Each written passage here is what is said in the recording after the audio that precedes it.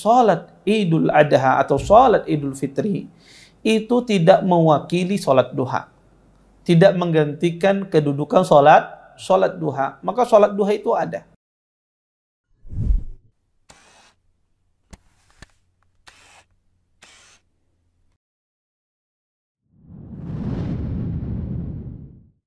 Maka gugur kewajiban atas yang lainnya.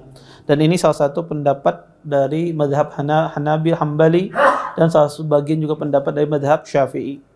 Mereka berdalil dengan hadis Ummu Atiyah radhiyallahu taala anha. Kata Ummu Atiyah, "Umirna an nakhrujal awatik wal huyyat fil idain ishhadna al khair da'watal muslimin wa ya'tazi al huyyat al musalla." Muttafaqun alaih. Dari Ummu Atiyah, beliau mengatakan, sesungguhnya kami para wanita diperintahkan untuk keluar, ya, sampai wanita haid pun diperintahkan untuk keluar menyaksikan salat Idul Fitri dan Idul Adha. Dan hendaknya orang haid tersebut, kata Nabi, menjauhi, ya, tidak salat. Kata para ulama, berdasarkan hadis Ummu Atiyah ini, ya, menunjukkan tentang wajibnya. Kenapa? Karena wanita yang haid saja disuruh keluar, ya, untuk menyaksikan. Padahal dia tidak ada untuk sholat, tapi itu pun disuruh untuk keluar. Bagaimana dengan orang yang tidak haid? Bagaimana dengan orang yang tidak ada uzur? Maka diwajibkan kembali dia untuk sholat. Oleh karenanya kata mereka bahwa sholat id ini hukumnya wajib atau wajib kifai. Wallahu ta'ala alam. Dari dua pendapat ini, pendapat yang paling kuat dalam masalah ini adalah sholat id itu hukumnya sunnah, ya, fardu kifayah. Kalau kita mengetahui sholat Idul Adha itu sholat Idul Adha itu sunnah muakkadah, bukan fardu kifayah. Kalau kita paham hal ini, kapan waktunya?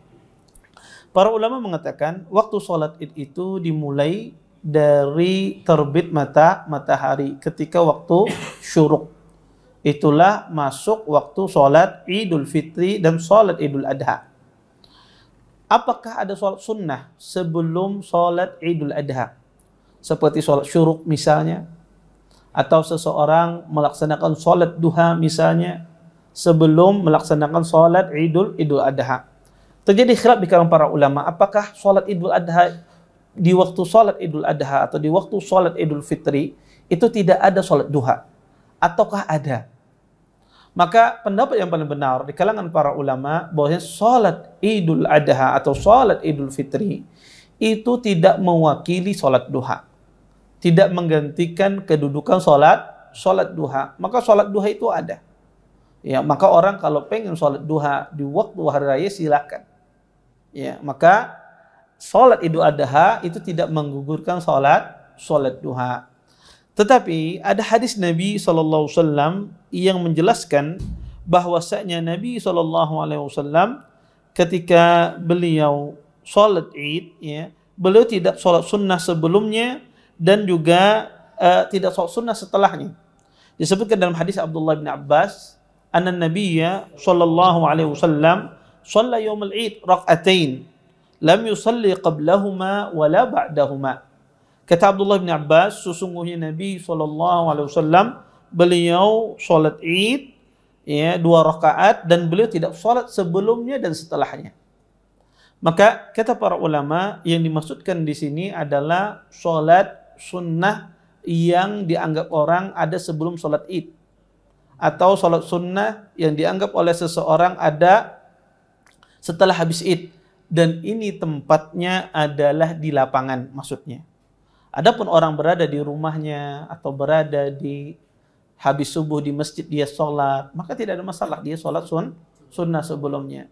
Tetapi yang dimaksudkan di dalam hadis ini adalah ketika seseorang itu berada di lapangan, tidak ada sholat sunnah sebelumnya dan juga tidak ada sholat sunnah setelahnya. Tapi kalau orang itu balik ke rumah, ya, balik ke masjid misalnya, dia pengen sholat duha, maka itu tidak mengapa. Kemudian Bapak Ibu ikhwan dan akhwat yang dimuliakan oleh Allah Subhanahu wa taala, kalau dikatakan salat id itu dimulai dari waktu duha, maka dia berakhir sampai sebelum tergelincir matahari. Maka disitulah waktu salat id, ya.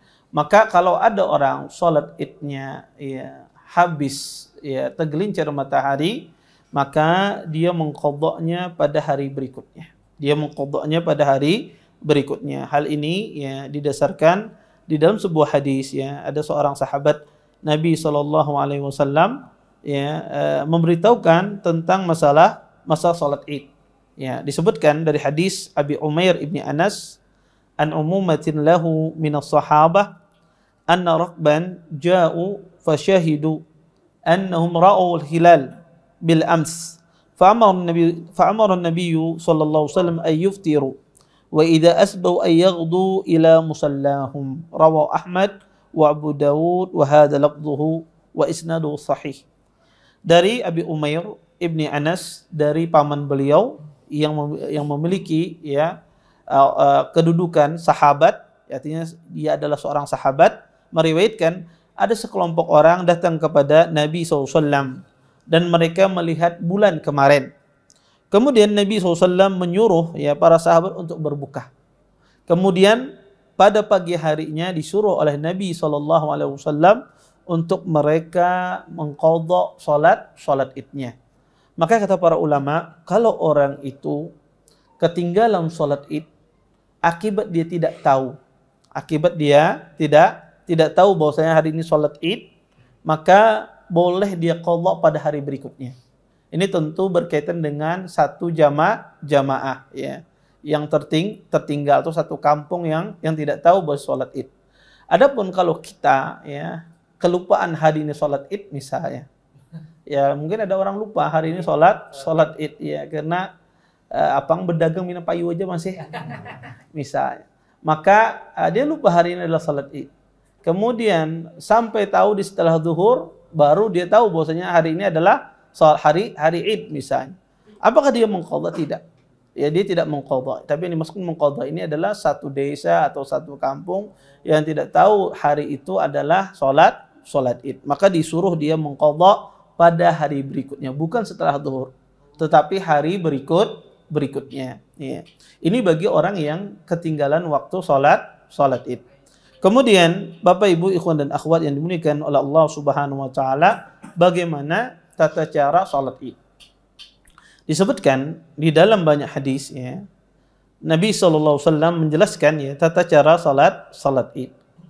Pertama, dijelaskan di dalam hadis Abdullah bin Umar radhiyallahu taala anhuma, beliau mengatakan, "Kana Rasulullah sallallahu alaihi wasallam wa Abu Bakrin yusalluna al-Idaini qabla al-khutbah."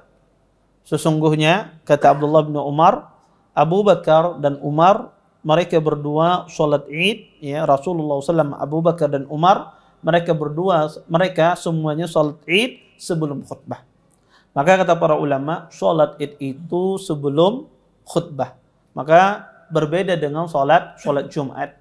Salat Jumat dilaksanakan setelah khutbah. Adapun salat Id harus dilaksanakan sebelum khutbah Jumat. Makanya pernah seorang khalifah Marwan, Abdul Malik bin Marwan, beliau mendahulukan khutbah sebelum salat Id.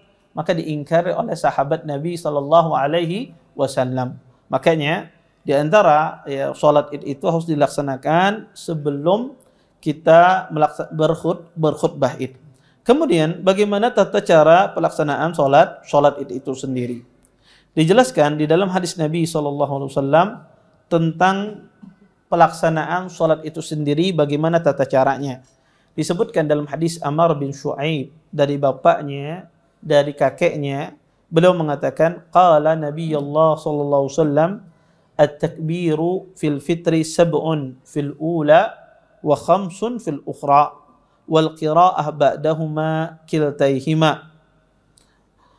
Dari Amr bin Shu'aib, dari bapaknya, dari kakeknya, beliau mengatakan bahwasanya Nabi SAW, beliau ketika salat bertakbir pada takbir yang pertama 7 kali. Dan pada takbir yang kedua, di rakaat kedua, beliau bertakbir 5 kali. Bapak Ibu ikhwan dan akhwat yang dimuliakan oleh Allah Subhanahu wa taala, para ulama berselisih memahami hadis ini. Pertama, hadis ini diperselisihkan. Hadis ini dinilai cacat oleh para ulama, dan betul hadis ini cacat. Hadis ini ada syahid dari hadis Aisyah. Hadis Aisyah pun juga cacat. Iya. Makanya para ulama berselisih tentang kaifiyah, tata cara salat itu. Pendapat para ulama, sebagian ulama mengatakan takbir di dalam sholat id itu 7 kali selain takbiratul ihram.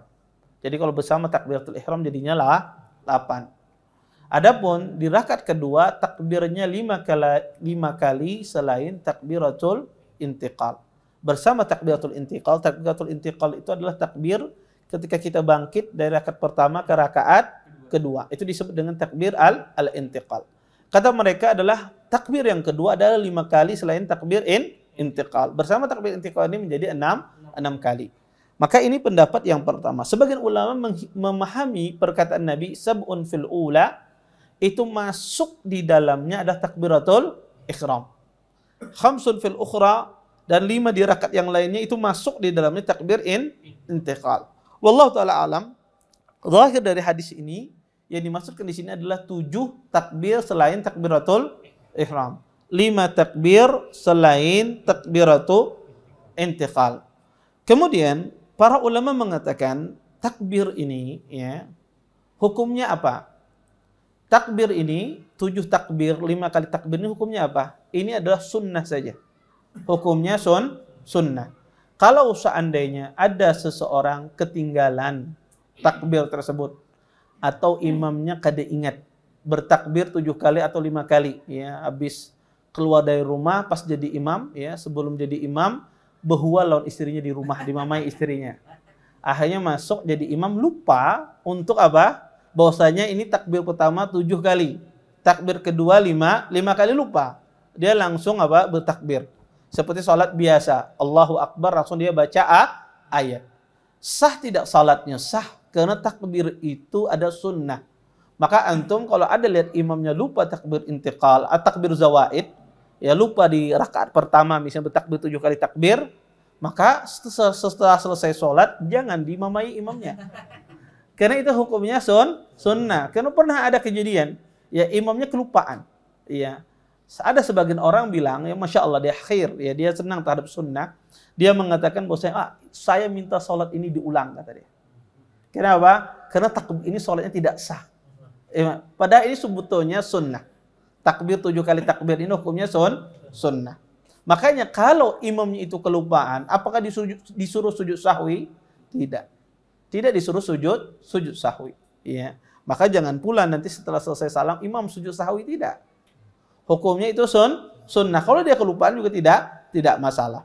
Kemudian bagaimana kalau seandainya kita ini masbuk? Kita masbuk di dalam sholat id, ya. Karena kadang-kadang sebagian orang kadang masbuk di dalam sholat id. Apa yang harus dilakukan? Maka kalau dia ketinggalan 1 rakaat, maka nanti di rakaat keduanya tetap dia bertakbir zawaid. Tetap dia bertakbir 5 kali takbir, ya. Kemudian atau dia ketinggalan misalnya di rakaat pertama ketinggalan takbir zawaid. Dia masuk masih di rakaat pertama tetapi imamnya sudah membaca Al-Fatihah. Maka kita katakan bahwasanya orang yang masbuk ketinggalan takbir zawaid tetap dia mendapatkan 1 rakaat. Ya karena takbir itu adalah sunnah. Kemudian Bapak Ibu, ikhwan dan akhwat yang dimuliakan oleh Allah Subhanahu wa taala, maka tata cara kaifiyah salat id pertama kali kita bertakbir takbiratul ihram. Kemudian setelah itu kita membaca doa istiftah. Jadi doa istiftah itu dibaca sebelum bertakbir zawaid. Jadi kita membaca doa istiftah atau doa iftitah. Maka kalau sudah selesai baru kita bertakbir zawaid. Selesai Anda membaca doa iftitah maka kita bertakbir zawaid. Taib. Kalau seandainya ada seseorang bertakbir Allahu Akbar membaca doa iftitah, kemudian setelah itu dia mulai membaca Bismillahirrahmanirrahim, Alhamdulillahirabbil alamin. Baru Alhamdulillahirabbil alamin, pertengahan Alhamdulillah ingat, oh ini sholat id misalnya imamnya. Apakah dia berhentikan Al-Fatihahnya dia bertakbir zawaid apa demikian? Apa dia teruskan baca Al-Fatihahnya? Maka jawabannya kalau imam itu sudah mulai membaca Al-Quran, maka takbir zawaid sudah hilang. Tidak perlu dia ulang. Maka kalau imam baca Alhamdulillah makmum misalnya Subhanallah misalnya. Imamnya apa? Langsung takbir. Tidak. Kalau imam itu sudah dia mulai membaca surah, membaca Al-Fatihah, maka itu sudah hilang takbir zawaid, kesempatan untuk mengejar takbir zawaid itu sudah tidak ada lagi. Salatnya tetap sah. Ya, tidak ada masalah, ya. Kemudian, Bapak Ibu, ikhwan dan akhwat yang dimuliakan oleh Allah Subhanahu wa taala, maka setelah kita bertakbiratul ihram, kita membaca doa iftitah, baru kita takbir zawaid. Takbir zawaid tadi kita sebutkan 7 kali. Apakah mengangkat tangan ataukah tidak? Para ulama berselisih di dalam masalah ini. Sebagian ahlul ilm mengatakan tidak mengapa mengangkat tangan, ya. Karena berdasarkan hadis Abdullah bin Umar, bahwasanya Nabi SAW beliau mengangkat tangan setiap kali beliau mau nunduk atau mau bangkit, ya. Maka kata para ulama tidak ada masalah kalau seandainya orang tersebut mengangkat tangannya ketika dia bertakbir zawaid. Kalau tidak mengangkat tangan pun juga tidak mengapa. Kemudian apakah ada yang dibaca di sela-sela takbir zawaid tersebut? Jadi setelah kita, ya, selesai dari takbiratul ihram, baca doa iftitah, kemudian kita bertakbir zawaid, adakah bacaan di sela-sela tersebut? Di sini khilaf sebagian para ulama. Jumhur ulama melihat tidak ada bacaan di sela-sela takbir tersebut. Ya, karena dia kata jumhur, ya, takbir yang ringan, cepat, tidak lama. Maka keliru kalau seandainya imam takbir zawaid, Allahu Akbar, lama dia. Maka keliru. Dia adalah takbir yang cepat. Setiap dia bertakbir, langsung dia bertakbir Allahu Akbar, Allahu Akbar. Jadi takbir yang cepat, bukan takbir yang lama. Bukan imamnya menghayati membaca apa, tidak. Tetapi apakah boleh kita membaca zikir di sela-sela takbir tersebut? Sebagian ulama berdalil dengan perbuatan Abdullah bin Mas'ud, boleh. Orang mengatakan subhanallah walhamdulillah wa la ilaha illallah wallahu akbar misalnya. Tetapi, ya, pendapat yang rajih di antara dua pendapat ini ada pendapat jumhur. Tidak membaca sesuatu apapun di sela-sela takbir tersebut. Karena itu adalah takbir yang sifatnya sunnah, sehingga kita tidak membaca, ya, sesuatu apapun di sela-sela takbir tersebut. Maka ini, ya, tata cara salat Idul Fitri dan Idul Adha. Kemudian Bapak Ibu, ikhwan dan akhwat yang dimuliakan oleh Allah Subhanahu wa taala, salat Idul Adha dan salat Idul Fitri ini, maka setelah selesai salat, maka seseorang itu berkhutbah. Ya, seorang imam dia berkhutbah. Maka disunnahkan kita berkhutbah. Terjadi khilaf di kalangan para ulama, berkhutbah di salat Id itu 2 kali apa 1 kali. Madhab yang 4 bahkan hampir dinukil ijma, sebagian besar ulama, ya, mereka mengatakan khutbah itu 2 kali. Adapun hadis di dalam masalah ini semua hadisnya lemah, ya. Dalil yang paling kuat adalah mengkiaskan dengan khutbah Jumat. Tetapi ada sebagian ulama, di antaranya Syekh Albani, Syekh Utsaimin dan yang lainnya, mereka berpandangan, ya, Sun'ani dan sebelum mereka berpandangan bahwasanya khutbah Jumat, khutbah Idul Fitri atau Idul Adha itu cuma 1 kali. 1 kali khutbah. Maka dari sisi dalil, pendapat yang mengatakan 1 ini dari sisi dalil lebih kuat. Dari sisi pendalilan. Tetapi, ya, kalau misalnya kita berada di satu masyarakat atau di satu kampung yang terbiasa dengan 2 kali khutbah, maka insya Allah tidak masalah. Ya, seseorang berkhutbah 2 kali khutbah. Kemudian Bapak Ibu, ikhwan dan akhwat yang dimuliakan oleh Allah Subhanahu wa taala, apa hukum kita mendengarkan khutbah ini? Karena ada sebagian orang kadang ketika khatibnya berkhutbah langsung bulik. Melihat khatibnya, wah, kada nyaman nih muka khatibnya, bulik aja. Karena ada orang demikian. Taib, sah tidak salat Idnya, dia tidak mendengarkan khutbah, ya. Ada orang yang langsung balik tidak mendengarkan khutbah. Maka para ulama mengatakan orang yang tidak mendengarkan khutbah tidak mempengaruhi sholatnya. Tidak mempengaruhi sholatnya. Tidak masalah. Kalau seandainya orang itu tidak mendengarkan khutbah tetapi dia meninggalkan sunnah Nabi SAW. Maka sunnahnya kita mendengarkan. Dan sunnahnya juga khutbah itu tidak lama, ya. Ya, maka seseorang secukupnya, setengah jam atau kurang dari itu. Sunnahnya demikian. Kemudian Bapak Ibu ikhwan dan akhwat yang dimuliakan oleh Allah Subhanahu wa taala, ada beberapa sunnah yang dilakukan sebelum kita melaksanakan salat Id, ya. Apa sunnah tersebut? Ya, di antaranya para ulama menyuruh kita untuk mandi, ya, bersih-bersih, ya, seseorang ketika, ya, sebelum melaksanakan salat Id.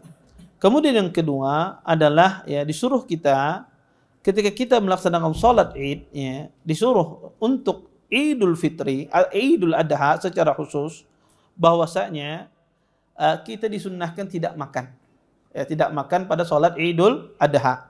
Hal ini didasari dari hadis Abdullah bin Buraidah dari bapaknya, beliau mengatakan, kana Rasulullah sallallahu alaihi wasallam la yakhruju yaumal fitri hatta yat'am wa la yat'amu yaumal adha hatta yusalli.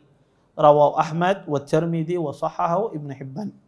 Dari Ibnu Buraidah dari bapaknya, beliau mengatakan sesungguhnya Rasulullah sallallahu alaihi wasallam beliau tidak keluar pada hari Idul Fitri sampai beliau makan. Artinya beliau makan dulu Nabi sebelum Nabi sholat Idul Fitri. Kemudian beliau tidak makan pada hari raya Idul Adha sampai selesai sholat. Sampai selesai sholat. Hadis ini dikeluarkan oleh Imam Ahmad dan Tirmidzi. Berdasarkan hadis ini, para ulama mengatakan sunnahnya bagi orang yang melaksanakan sholat Idul Adha tidak makan sebelumnya sampai dia sholat. Tujuannya apa?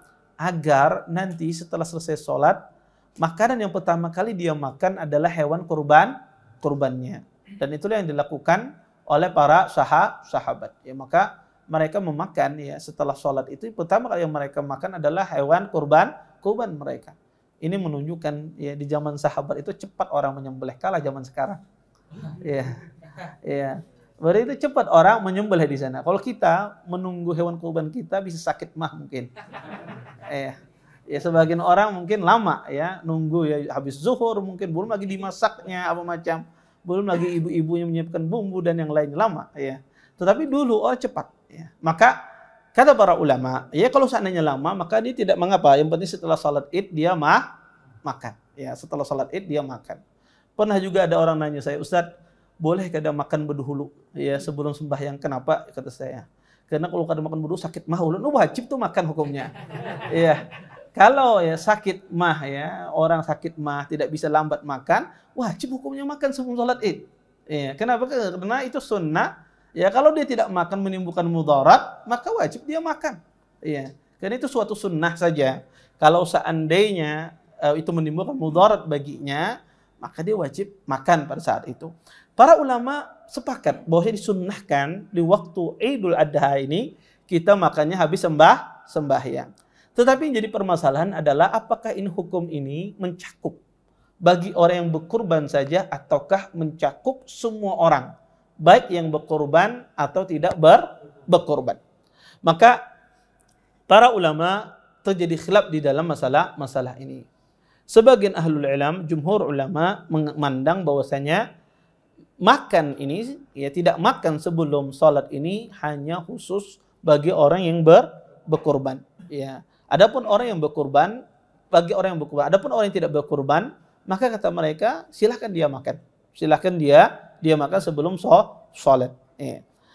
Sebagian ahlu ilmu mengatakan tidak. Hadisnya sifatnya umum, kata mereka. Hadisnya sifatnya umum, maka berlaku bagi orang yang berkurban atau tidak berkurban. Wallahu ta'ala alam.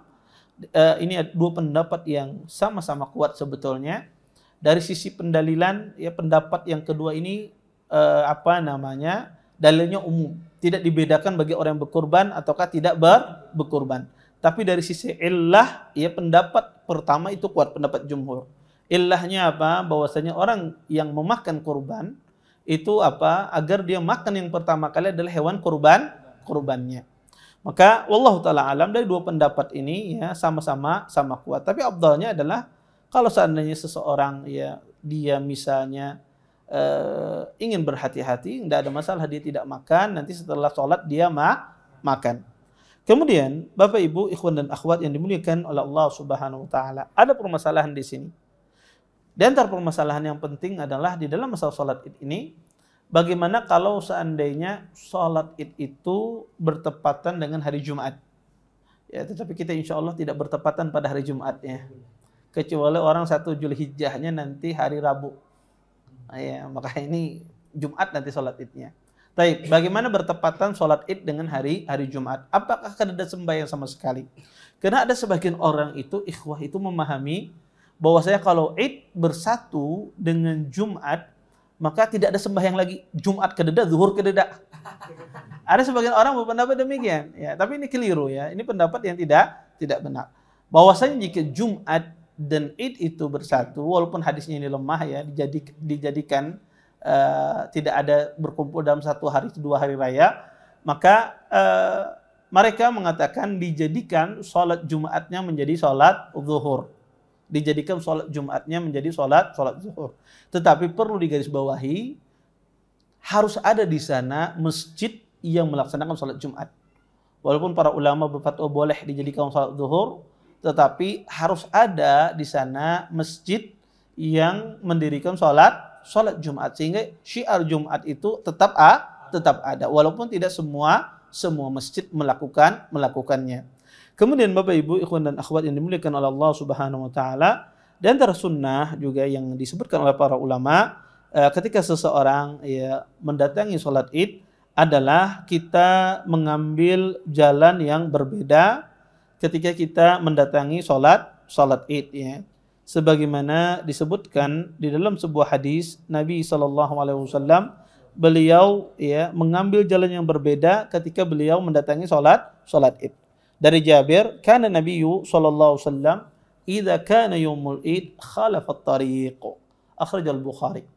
Dari Jabir bin Abdullah, sesungguhnya Nabi SAW jika pada hari Id beliau ketika mendatanginya dengan jalan yang berbeda. Artinya kalau kita misalnya ketika datang itu pakai jalan ini, maka buliknya ambil jalan yang lain. Tujuannya apa?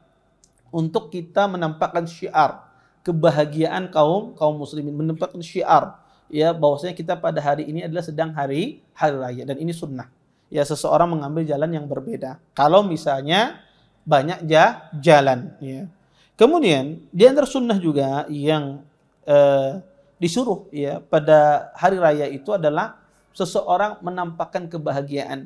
Ya, ini disunnahkan kita menampakkan kebahagiaan ya. Sebagaimana disebutkan dalam hadis Anas, qadima Rasulullah sallallahu alaihi wasallam al-Madinah wa lahum yawmani yal'abuna fihima faqala qad abdalakumullah mimma khairan minhuma yaumal adha wa yaumal fitr. Kata Anas, ketika Nabi sallallahu alaihi wasallam datang ke kota Madinah, dan mereka pada saat itu memiliki 2 hari di mana mereka merayakan pada saat tersebut, bersenang-senang pada 2 hari khusus tersebut. Kemudian Nabi mengatakan sesungguhnya Allah telah menggantikan 2 hari ini dengan hari yang lebih baik daripada keduanya. Kemudian Nabi mengatakan yaumul adha wa yaumul fitr, yaitu hari raya Idul Adha dan hari raya Idul Fitri. Oleh karenanya Bapak Ibu, sunnah kita itu menampakkan kebahagiaan ketika kita berada pada hari raya Idul Adha, walaupun pian betawakan piring lawan bini, tetap menampakkan apa? Sunnah kebahagiaan, senyum ya, bahagia. Maka sunnah seseorang itu menampakkan kebahagiaan pada hari raya. Ya, apapun masalahnya, hutang banyak tetap bahagia pada hari tersebut. Maka tetap dia menampakkan kebahagiaan. Karena ini sunnah ya. Disuruh kita menampakkan kebahagiaan. Kemudian di antara sunnah juga yang seseorang itu melaksanakan ketika dia berhari raya, disunnahkan kita itu mendatangi tempat sholat Id itu adalah berjalan kaki. Ya, berjalan kaki. Sebagaimana disebutkan di dalam hadis Ali radhiyallahu taala anhu, beliau mengatakan, an Aliin radhiyallahu taala anhu qala minas sunnah ayakhruja ilal idi masya, rawahu Tirmidzi. Kata Ali bin Abi Thalib bahwasanya ya, sunnah seseorang itu mendatangi sholat Id dengan berjalan kaki. Tetapi hadis ini hadis yang lemah. Ya, hadis ini adalah hadis yang lemah. Di dalamnya ada seorang rawi yang bernama Al-Harits bin Al-A'war. Dia seorang rawi yang ditinggalkan. Tetapi ulama ya hampir sepakat mereka ya mengatakan ya mendatangi sholat Id itu dengan berjalan kaki. Kata mereka walaupun hadis ini lemah, mereka berdalil dengan hadis keumuman hadis Nabi. Yaitu kata Nabi, idza sami'tumul iqamah famshu ila shalah. jika kalian mendengar suruan qomat, maka datangilah sholat tersebut dengan berjalan kaki. Maka mereka berdalil dengan hadis ini sehingga ahlul ilm itu sepakat bahwasanya mendatangi sholat id dengan berjalan kaki itu sunnah. Kecuali tempatnya jauh misalnya. Tempatnya jauh, tidak memungkinkan dia untuk mendatangi jalan kaki. Maka tidak ada masalah dia pakai kendaraan, pakai sepeda motor untuk mendatangi tempat tersebut kalau seandainya tempatnya jauh. Maka kalau tempatnya dekat, misalnya tidak jauh, maka hendaknya kita mendatangi dengan jalan kaki. Kemudian Bapak Ibu ikhwan akhwat yang dimuliakan oleh Allah Subhanahu wa taala, dan sunnah ya, salat Id itu dilaksanakan di selain masjid ya. Sebagaimana Nabi SAW melaksanakan di lapangan, ya, di tempat terbuka. Ya. An Abi Hurairah radhiyallahu taala anhu, ya, beliau mengatakan bahwasanya, ya, Nabi SAW beliau ketika salat Id kharaja ilal musalla. Beliau keluar ke musalla. Musalla itu adalah lapangan terbuka. Maka sunnahnya salat Id itu di musalla, kecuali misalnya hujan dan semisalnya, maka tidak mengapa salat dilaksanakan di masjid. Musalla di sini adalah maksudnya adalah lapangan, ya, bukan masjid. Kemudian yang berikutnya di antara yang disunnahkan juga ketika seseorang berada di dalam salat Id, ya, bahwasanya tidak ada zikir tertentu atau seruan tertentu ketika kita berada di dalam sholat Id. Sering mungkin kita dengar dengan panggilan as-sholatu jami'ah misalnya. Maka panggilan as-sholatu jami'ah ini sebetulnya hanya ada pada sholat kusuf, sholat gerhana bulan atau gerhana matahari. Adapun di dalam sholat Id tidak ada panggilan secara khusus. Oleh karena itu kita tidak memanggil dengan panggilan as-sholatu jami'ah. Ini pendapat yang paling benar di kalangan pendapat para ulama. Kemudian juga di antara hal juga yang dikatakan oleh para ulama, tidak dianjurkan, bahkan tidak disunnahkan seseorang itu azan dan iqamah ketika salat Id. Maka tidak ada azan dan tidak ada iqamah ketika pelaksanaan salat Id, ya. Maka kata para ulama ini di antara bentuk mukhalafah, ya, yang menyelisih sunnah Nabi SAW melakukan azan dan iqamah ketika salat Id. Kemudian terakhir, di antara sunnah yang disuruh kita melakukannya pada hari raya salat Id adalah kita disuruh untuk mengucapkan tahniah. Ucapan, ya, tahniah itu adalah ucapan seseorang mengatakan taqabbalallahu minna wa minkum. Maka disunnahkan kita mengucapkan demikian. Maka tahniah itu paling bagus kita mengucapkan taqabbalallahu minna wa minkum. Itu yang paling bagus. Karena itu ungkapan para sahabat. Kalau kita mengucapkan selamat hari raya Idul Adha boleh apa tidak? Boleh, tidak ada masalah. Ya, tetapi afdalnya, yang paling afdal, kita mengucapkan sebagaimana diucapkan oleh para sahabat, taqabbalallahu minna wa minkum. Dan ini juga bentuk dari bentuk makna doa. Bahwasanya amal kita, mudah-mudahan amal kita dan amal kalian diterima oleh Allah Subhanahu wa taala. Mungkin Bapak Ibu ini yang bisa yang ulun sampaikan pada pertemuan kali ini. Mungkin sisa waktu yang ada kita menjawab beberapa pertanyaan. Kalau ada yang bertanya silahkan. Ini Ustaz, sholat di lapangan Ustaz. Ada tenda kita nggak mundur kena tenda, kita tetap aja dukung sunnah di lapangan. Nggak ada masalah, ya. Orang beristidlal, ya, pernah ditanyakan kepada sebagian ahlul ilm, apa hukumnya seseorang melakukan ada istidlal, dia bernaung ketika di dalam salat itu tidak mengapa kata para ulama.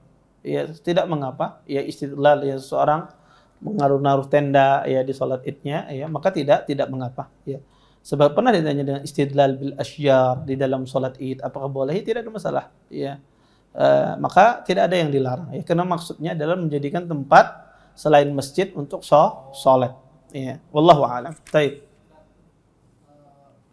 Tadi salah satu faedah daripada melaksanakan tidak makan sebelum sholat Id itu kan adalah kita menyantap makanan bukan kita setelah sholat Id itu kan suatu sahabat itu. Itu artinya pemakaman itu harus disegerakan nggak Ustaz setelah sholat Id itu? Iya. Ya. Jazakumullah khair. Apakah pemotongan harus disegerakan? Iya.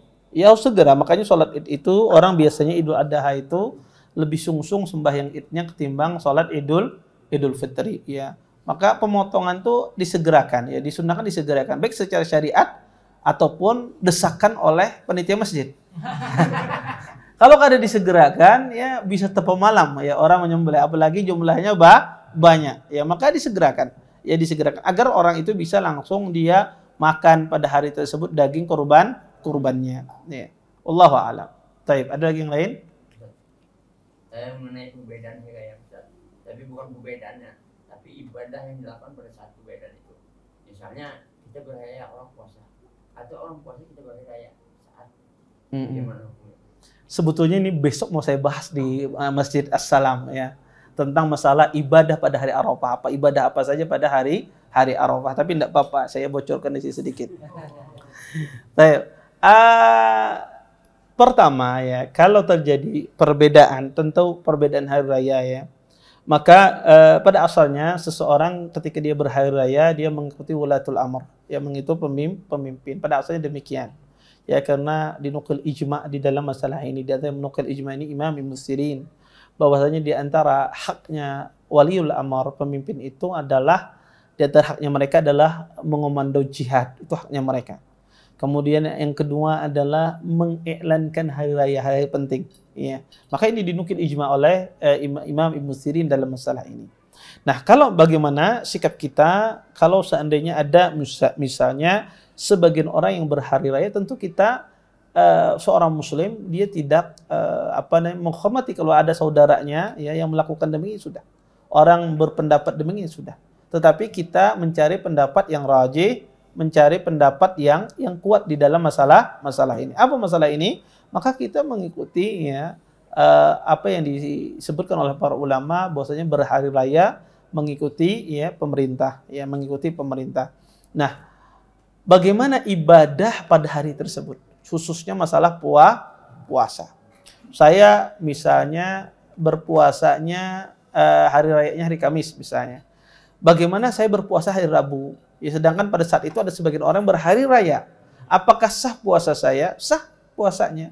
Karena Anda meyakini hari rayanya adalah hari Kamis, bagi Anda itu adalah tanggal 9. Lain halnya orang tersebut kebetulan berada di suatu negara yang hari rayanya hari Rabu, misalnya di Arab Saudi misalnya. Maka tidak sah dia puasa. Oh kenapa? Pian puasa, di Indonesia isu hari Kamis, aku luar Indonesia. Tidak boleh. Kalau kita berada di negara tersebut, ya, makanya sudah kita ikut aturan negara tersebut. Kalau kita berada di Indonesia, maka kita mengikuti negara Indonesia. Walaupun ada pendapat para ulama ya tentang masalah matla ini. Apakah seorang satu negara melihat bulan, semua negara ikut? Ya, terjadi khilaf para ulama dalam masalah ini, masalah fikih sebetulnya.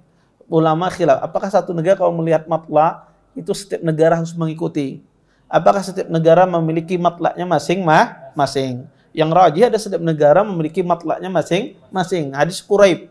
Ya, hadis Quraib ketika di Syam berhari raya berbeda dengan hari raya di Madinah. Nah, ini menunjukkan bahwasanya masing-masing negara pada zaman Nabi itu kota memiliki matlak masing-masing.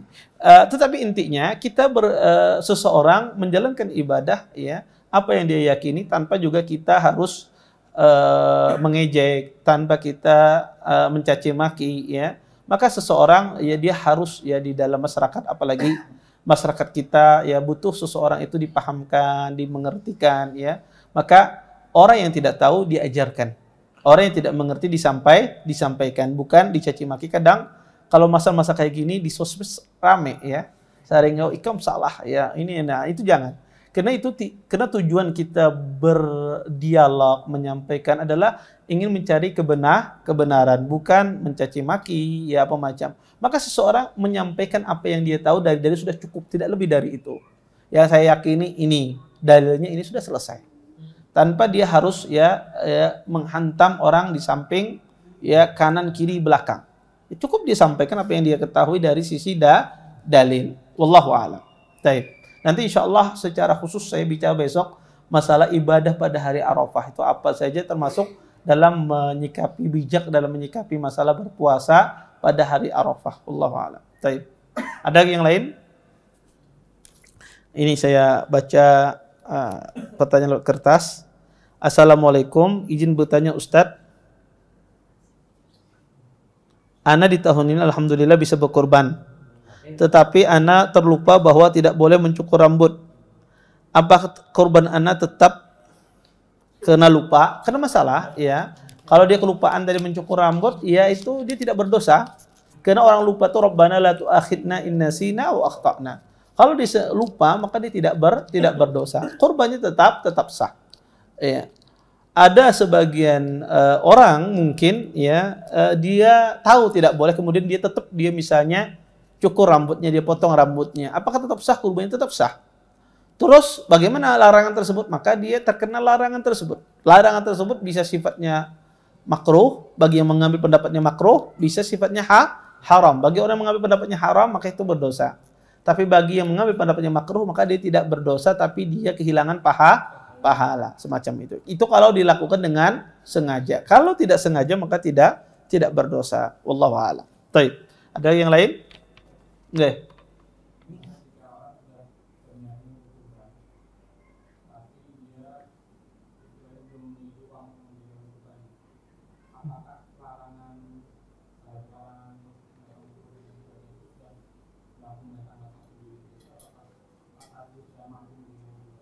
Iya. Kalau orang berniat berkurban kada mampu, tidak termasuk dalam larangan tersebut. Tapi yang masuk dalam larangan tersebut berniat berkurban tapi dia mampu. Ya, tapi dia mampu, itu yang termasuk. Tapi kalau kada mampu orangnya, maka kada termasuk di dalam larangan tersebut. Ya. Dia sekedar niat saja tapi uangnya kada ada. Maka tidak terkena larangan tersebut. Larangan itu adalah berniat tapi dia memiliki kemampuan, dan biasanya orang berniat itu biasanya memiliki kemampuan untuk mengerjakan. Kalau dia tidak mampu, biasanya dia tidak berniat sama sekali. Wallahu a'lam. Baik, ada yang lain? Kalau berniat aja dulu, tiba-tiba kan menjelang 2 hari sebelum hari H baru dapat duit. Iya, kalau seandainya dia ragu-ragu nih, Ustaz, Anda bisa berkurban bisa kada nih misalnya gitu ya. Bisa berkurban bisa kada. Apakah kalau dia ragu-ragu bisa berkurban bisa kada, dia tidak boleh memotongnya karena masuk dari keumuman hadis Nabi, man arada ayyudhi. Siapa yang ingin berkorban. Pada asalnya dia itu ingin berkorban dan dia menunggu uang dicairkan pada hari tersebut. Maka dia termasuk dalam larangan tersebut. Tetapi ini adalah dia niat tapi pasti dah ada berkorban. Utangnya sing banyakan misalnya. Ya, pasti dia kada berkorban gitu loh, Abu Macam. Tapi sekedar berniat, ya. Kalau ada orang berwasiat memberi aku misalnya. Ya. Maka ini tidak termasuk dalam larangan hadis tersebut karena dia tidak berkorban asalnya. Ya, niat tersebut cuma sekedar di dalam hatinya tapi dia tidak melakukan kurban. Ya. Baik. Izin bertanya Ustadz. Ustadz, saya punya keluarga yang menjalankan usaha furnitur. Ada pesanan dari developer atap dan pintu rumah. Kalau atap dan pintu belum ada, maka tidak jadi akad. Kalau keluarga saya dapat pesanan dari developer itu, apakah ini dikatakan membantu tolong-menolong dalam riba? Secara umum developer itu mengkreditkan dalam menjual unit rumahnya, dan saya pernah bilang ke yang bersangkutan bahwa dia tolong-menolong dalam riba. Terima kasih Ustaz. Pertama, Anda nggak ada urusan sama developer itu, entah dia nanti menjualnya di bank apa macam. Anda akadnya dengan developer tersebut. Maka tidak masuk dalam masalah istilahnya Anda tolong-menolong dalam masalah riba. Kalau kayak gitu, ya semuanya orang berjual semen, apa namanya, kada boleh beradaan, haram beradaan. Ya, orang menjual apa macam. Karena urusan Anda dengan developer. Terserah dia mau jualnya dengan cara riba, itu dosa dia dengan Allah Subhanahu wa ta'ala. Tapi akad Anda dengan dia adalah halal. Ya, akad dia, hubungan Anda dengan dia adalah bisnis. Ya, dia melakukan kepada Anda akdul istisna. Ya, akad untuk memesan, bukan salam, akad istisna. Jadi kalau jadi ya biasanya akad istisna itu yang membuat modalnya dari dia dulu. Nanti kalau sudah jadi baru dibayar. Kayak kita datang ke tukang jahit, ya biasanya kainnya apa macam kadang dari tukang jahit. Nanti sudah jadi baru kita bayar. Ada juga kadang-kadang kita membawa kain. Maka itu akan istisna. Ya. Maka kalau selama developernya itu dia bertransaksinya dengan Anda dengan cara yang halal, tidak ada masalah. Adapun setelah itu dia mau menjualnya ke bank, itu bukan urusan kita. Ya itu urusan dia dengan Allah Subhanahu wa taala. Kalau prinsipnya semacam itu ya ini akan maka semuanya tidak bisa orang berjual semen, berjual pasir, ya apa macam ya, berjual besi ada beratan ini karbuhin jangan dia pelopor tukar.